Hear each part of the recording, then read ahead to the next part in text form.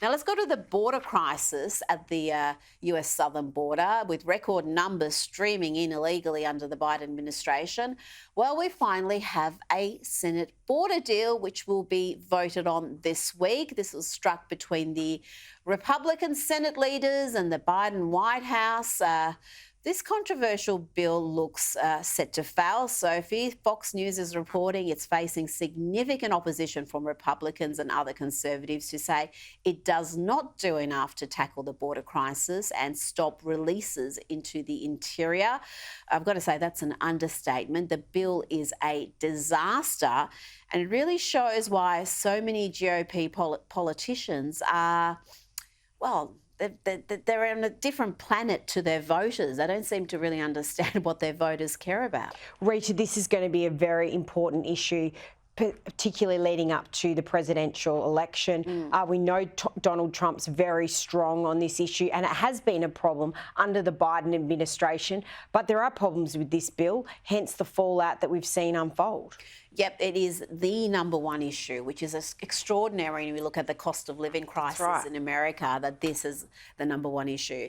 Now, Nikki Haley, Donald Trump's Republican rival, she's teamed up with Saturday Night Live to poke fun at the former president, posing as a South Carolina voter during this typically unfunny sketch. My question is, why won't you debate Nikki Haley? Oh, my God, it's her, the woman who was in charge of security on January 6th. It's Nancy Pelosi. For the 100th time, that is not Nancy Pelosi. It is Nikki Haley. Are you doing okay, Donald? You might need a mental competency test. Oh, gosh, it's just not funny. But Saturday Night Live, there is news there, could be saved by Shane Gillis, the hilarious comic who was sacked from the show back in 2019 for some controversial remarks he made that were unearthed. I mean, a comedian saying something offensive, I'm shocked. But he's gone on to have enormous success since being cancelled by Saturday Night Live, and they now want him back. Let's have a look at some of Shane's work from his recent Netflix special. Here is his take on Joe Biden and Donald Trump and the debates.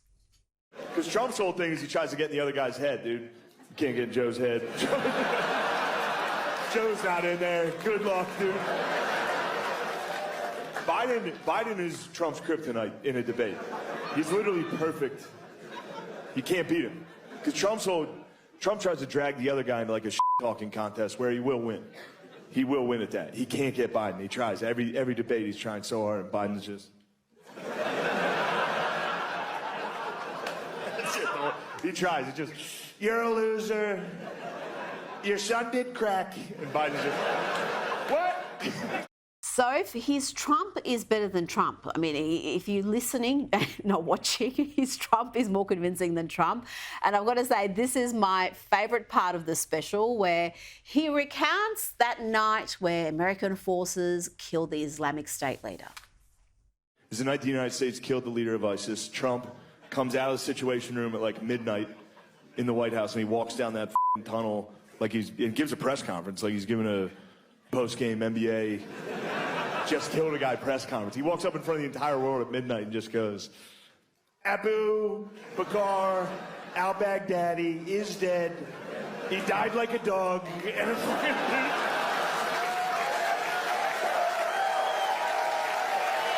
That's all him, dude. I didn't change one word of that. That's what he opened with. And then he did 40 minutes. The speech is 40 minutes for no reason. It wasn't a prepared speech. He freestyled 40 straight. Not even a speech, just mean talk for 40. The meanest talk you've ever heard in front of the whole world. Abu. We could hear him crying. I said, Abu, don't cry. Abu. Let me tell you something. Abu cried. He cried quite a bit. I wouldn't have cried. Crybaby Baghdadi, that's what we were all calling it. It's just so good. He's just so good. It's interesting, though, because he's just now teamed up with Bud Light. Now, Bud Light seems to be trying to team up with the most unpolitically correct characters they can find. They've teamed up with the UFC, which is absolutely hated by the left. This is interesting. This is shows that there is life after cancellation. Well, isn't it interesting, Rita, because it's in stark contrast to Bud Light teaming up with Dylan Mulvaney, and we saw the fallout from that, which was catastrophic for the company. They've gone the absolute other way. Well, they've had to. And they've had to, because this has affected their bottom line. So I think this will be a good result for them, but this is a lesson too. When they go down that woke road, it bites them hard. It has, and nothing worked. They did try to do a bunch of pro-America ads. They even had Taylor Swift's boyfriend, before he was her boyfriend, do an ad. They were all bombed. Everyone said they were lame, they weren't going to buy the product. So they have had to go and find the most unwoke comedians or sporting organisations to team up with to try to get people back. Sophie Elsworth, always a pleasure. Thank you, Rita.